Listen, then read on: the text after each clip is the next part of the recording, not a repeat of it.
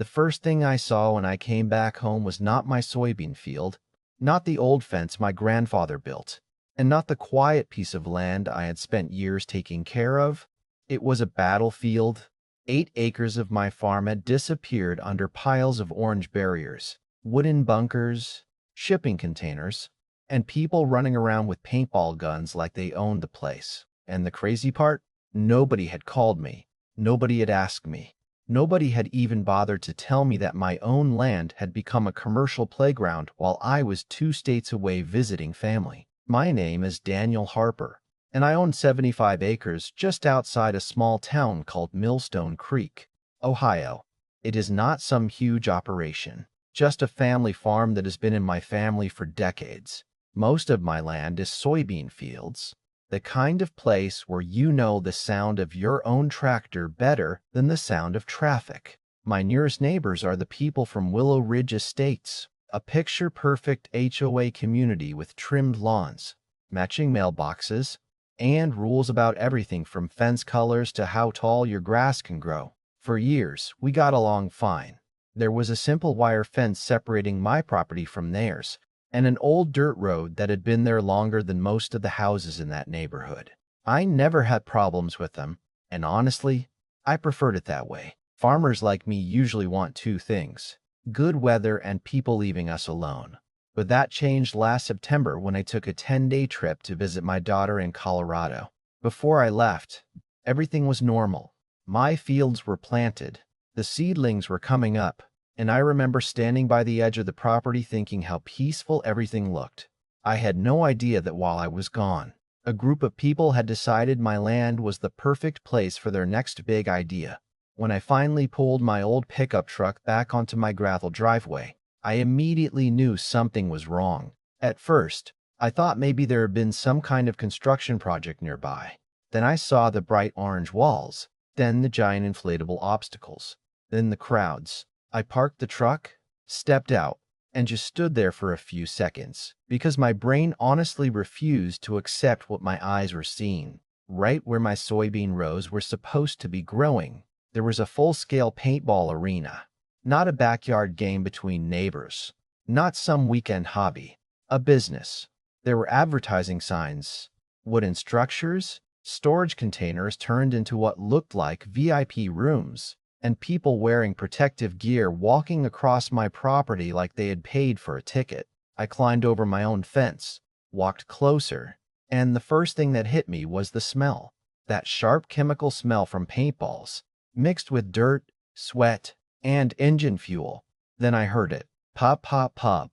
The sound of dozens of paintball markers firing across the same ground where I had planned to harvest my crops. I remember standing there thinking, this has to be some kind of mistake.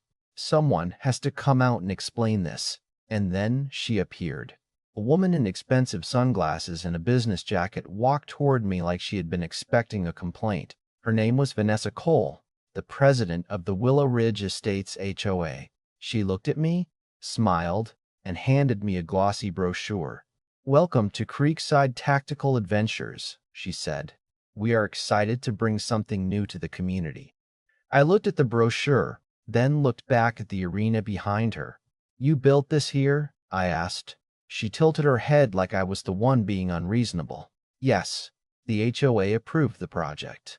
We have a lease agreement." I remember laughing a little, not because it was funny, but because sometimes something is so ridiculous your brain does not know how else to react. "A lease agreement with who?" I asked.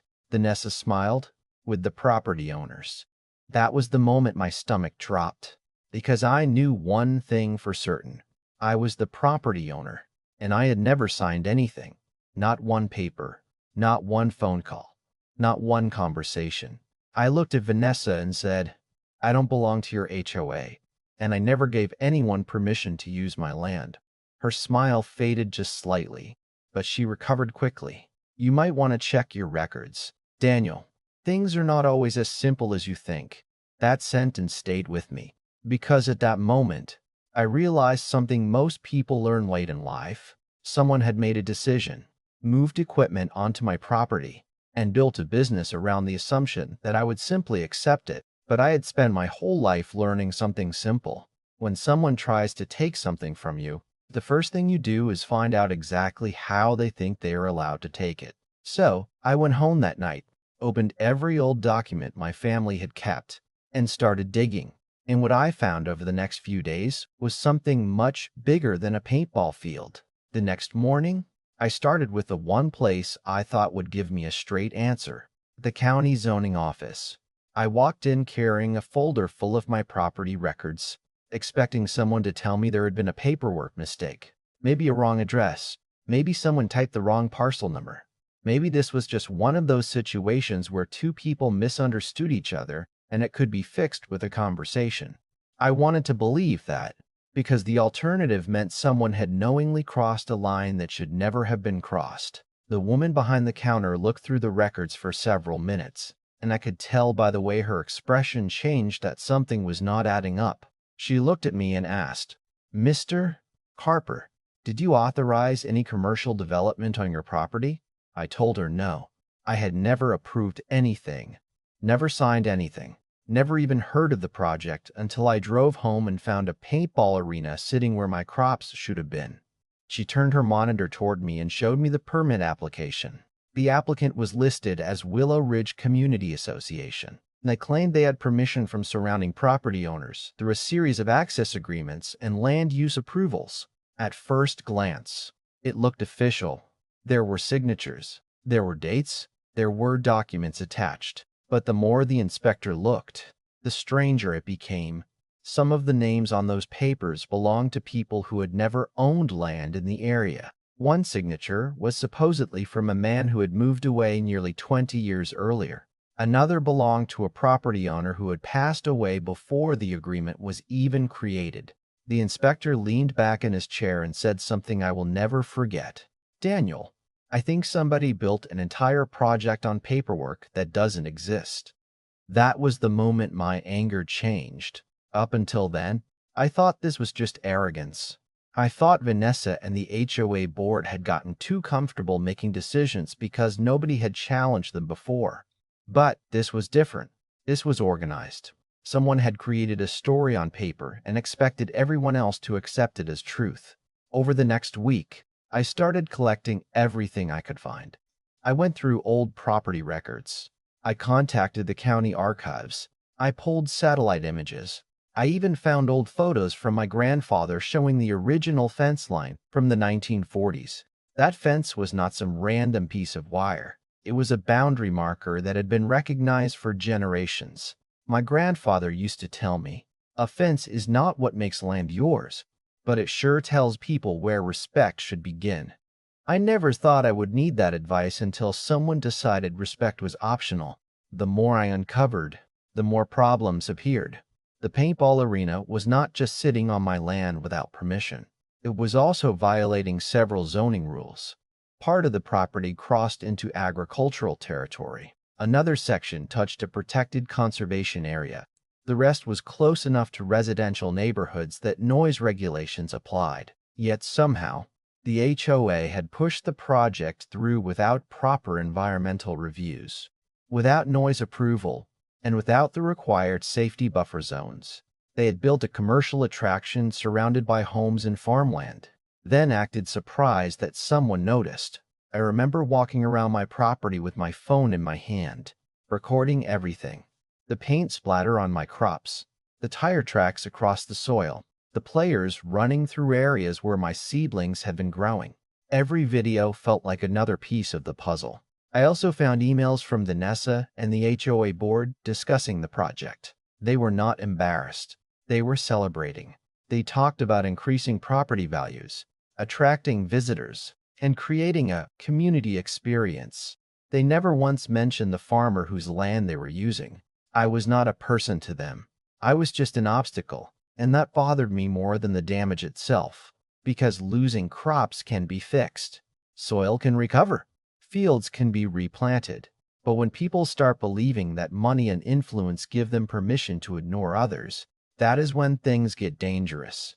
About 2 weeks after I discovered the arena, I decided it was time to stop collecting evidence quietly. I drove over to the Willow Ridge Clubhouse during their monthly board meeting. I did not announce myself. I did not call ahead. I wanted to see their reaction when they realized I was not going away.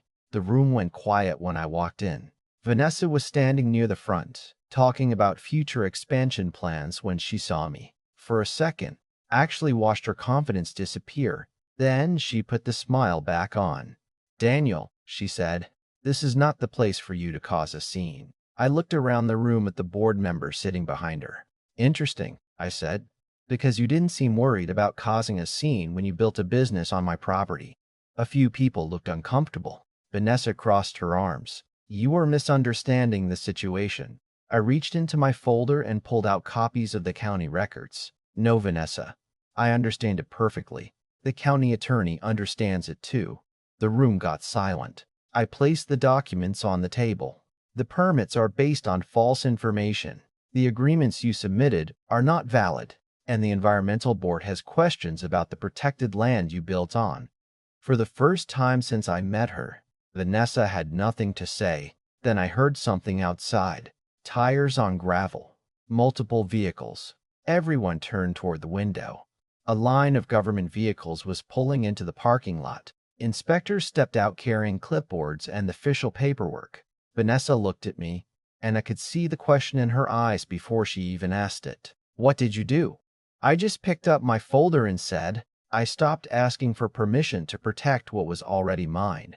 And that was the moment everything changed, because the people who thought they were untouchable were about to find out that a quiet farmer with enough evidence could be a much bigger problem than they ever expected. I still remember the exact moment those government vehicles pulled into the Willow Ridge Clubhouse parking lot. The funny thing is, just 20 minutes earlier, Vanessa Cole was standing there like she owned the entire town.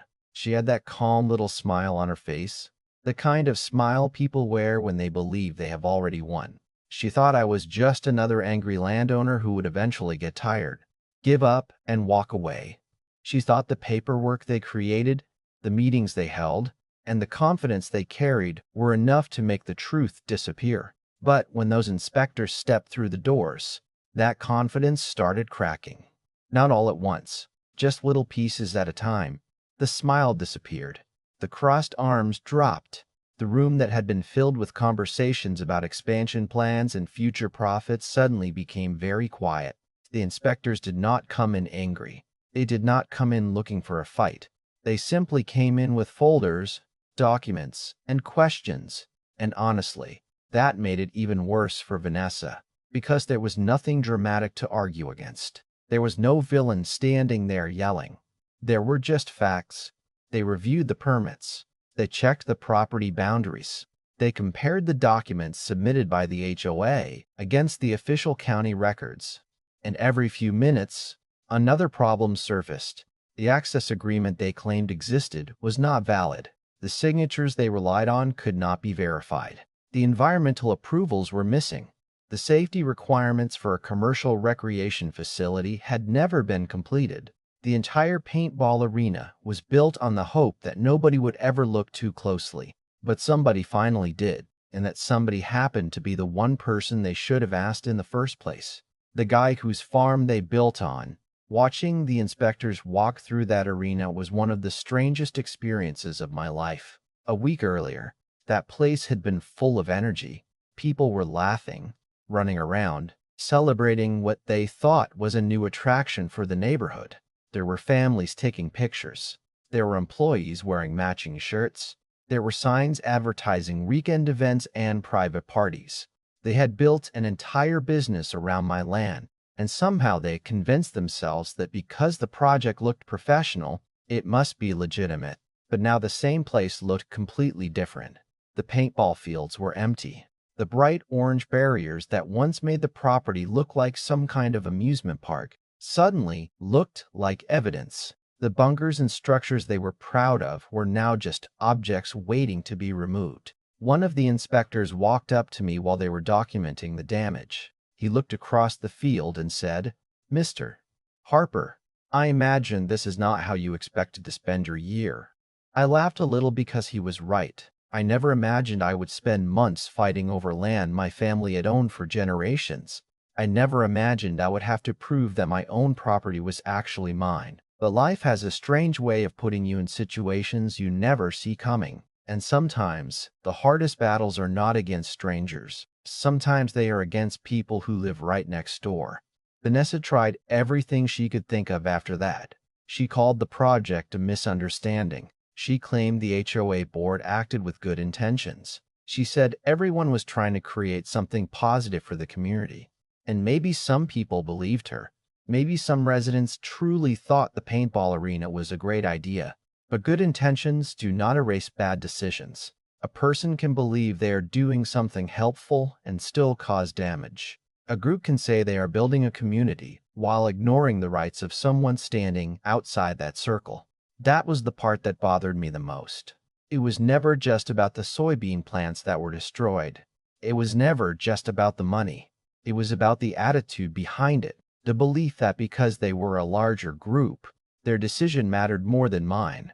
The belief that my quiet lifestyle somehow made me easier to ignore. But being quiet does not mean being weak. It just means you choose your battles carefully. And when the final reports came back, the consequences were much bigger than anyone expected. Willow Ridge Estates received a county penalty of $410,000 for submitting inaccurate information and moving forward with unauthorized commercial development. The State Environmental Board added another $230,000 after determining that protected areas had been affected and required procedures had been ignored. Suddenly, the same HOA members who had proudly approved the project started distancing themselves from it. Meetings that were once filled with excitement turned into arguments about responsibility. People who had voted yes suddenly claimed they did not understand the details. Everyone wanted credit when they thought the project was going to succeed. Nobody wanted blame when the consequences arrived. Vanessa resigned shortly after the investigation became public. I heard some people say she was forced out. Others said she simply wanted to avoid the attention, whatever the reason was. The woman who once stood on my land and told me I did not understand my own property was gone. The paintball arena was removed piece by piece. The containers were hauled away. The barriers disappeared. The dirt paths were repaired. The damaged sections of the farm were restored. And when planting season came around again, new soybean rows replaced the scars left behind. The first morning I drove my tractor back across that restored field. I stopped in the same place where the paintball arena used to stand. I turned off the engine and just sat there for a while. No shouting, no inspectors, no meetings, no arguments, just the sound of the wind moving through the crops. And honestly, I expected to feel something bigger. I expected to feel like I had won some kind of battle, but I did not. What I felt was relief, because the truth is, nobody really wins when neighbors end up fighting like that. A victory is not watching someone lose everything. A victory is knowing that the rules finally protected everyone the way they were supposed to. But even after everything was over, the story did not end completely. Some people in the neighborhood still believed I should have handled things differently. They said I should have gone to the HOA first. They said I should have negotiated instead of bringing in the county. They believed the arena could have been good for everyone if I had just cooperated. And I understand why they think that. Communities are complicated. People want things that bring excitement and value. They want projects that make their neighborhood feel special. But there is a line between building something together and taking something from someone else. And that line matters. Because if we start believing that a majority vote can override ownership, or that popularity matters more than fairness, then nobody's property is really safe. Looking back, the biggest lesson I learned was not about land. It was about respect. Respect is easy when everyone agrees. The real test comes when people want something you do not want to give them. That is when you find out who actually believes in fairness.